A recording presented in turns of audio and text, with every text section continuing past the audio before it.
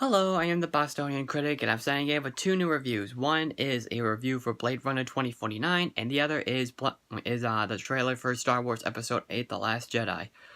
And for Blade Runner 2049, I have seen the first one on Netflix, and of course, it's a classic. It's one of Ridley Scott's best films, and even Harrison Ford's best films.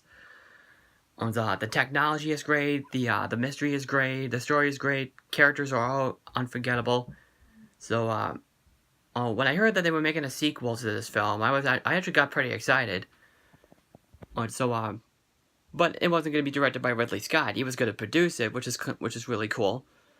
They got the director of Arrival to direct this film, and I was like, okay, that's kind of cool. Oh, well, even though I haven't seen Arrival yet, because I know I got nominated for Best Picture, but I got pretty excited to see this film. My brother and I went to go see it, and honestly, and I'm talking like in a soft voice because I'm just trying to keep it down a bit, because one of my siblings has school tomorrow. But so anyway, I sat down in the theater. I got really excited. And not only did it really exceed my expectations, it surpassed it. In my opinion, I think it's just as good as the first Blade Runner movie. And from what I'm hearing, not to say that the critics are saying it's bad, they're saying it's absolutely great. The problem is, it's not doing great at the box office. I'm like, really? Well, the first one didn't make that much money anyway, so... I don't know. I really don't think it makes any sense. So anyway, I actually probably love this one a little bit more than Pirates of the Caribbean 5 and Logan. Just a little bit.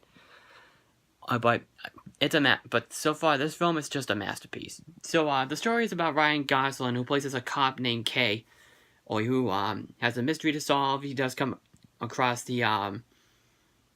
a couple hours later, or an hour 45 minutes later or something, he does come across Harrison Ford's character from the first film, what was his name again? Rick Deckard, who has questions to ask him.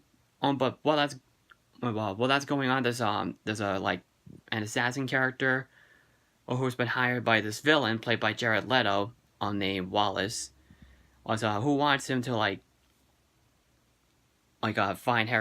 find Deckard to figure out what happened in the past. That's basically all the details I could give you for the story, though. I don't mean to rush this, but I can't really tell you this, because I can't really give you an absolute, an absolute answer about the story or something. An explanation. I mean, an explanation about the story. But you probably have to figure out for yourself when you go see it. Because there's a lot of really good twists and turns that I dare not even ruin it for you. And there are also really great callbacks to the original as well. It's not that it's a rehash of the original. It kind of seems like it's the first film all over again. But honestly, they really did everything that they can with it. There's no cons in this film. I don't have any problems with this one. The good stuff about this film is that, one, obviously, Harrison Ford is great in the movie. And it kind of reminds me of him when he played as Han Solo again in The Force Awakens.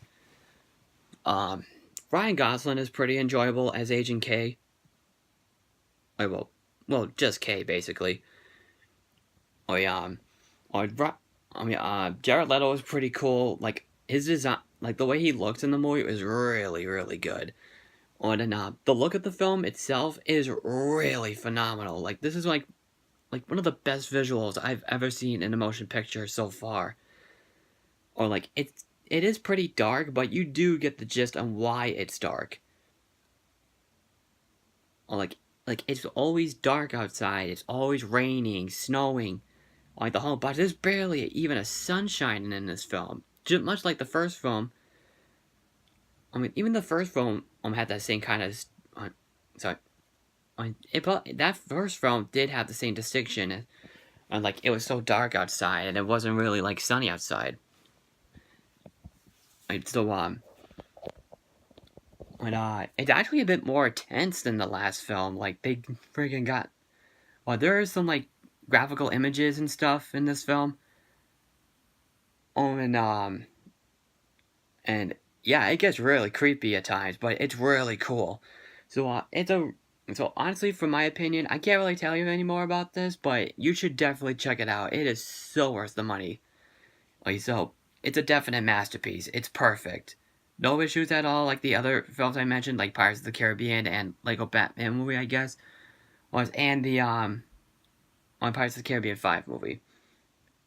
Oh, and Captain Underpants, but this is probably one of my most favorite films of this year. So, definitely check it out, or, like, at least support it or something. But if you haven't seen Blade Runner at all, definitely check out the first one, but check out the final cut. That's what you should definitely check out first. So, that's my review for, Blade Runner 2049. I know this was a bit of a rush, but I actually got some things to do, but, sorry. So now, this is my trailer opinions on Star Wars Episode 8, The Last Jedi. And I am so excited to see this movie. I can't tell you what it's about. Also, just check out the trailer for yourself. So, all the cast from the first film are back, and the movie itself looks awesome. It looks awesomer. It looks darker. Oh man, I don't know what else to say about the trailer or something. This is just like a quick mini review, but yeah, I'm pretty excited for Episode 8 so far.